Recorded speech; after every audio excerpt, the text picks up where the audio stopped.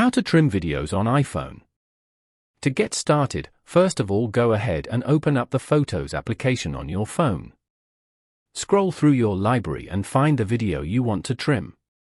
With the video open, tap on the Edit option located on the bottom. By default it will be on the Video option where you can trim your videos.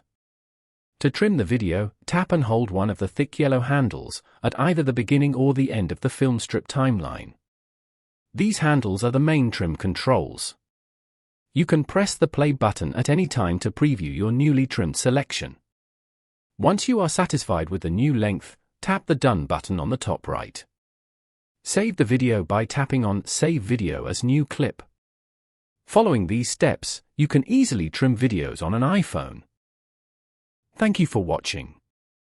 Please leave a like if this tutorial helped you, or leave a comment below if you have any questions related to the video.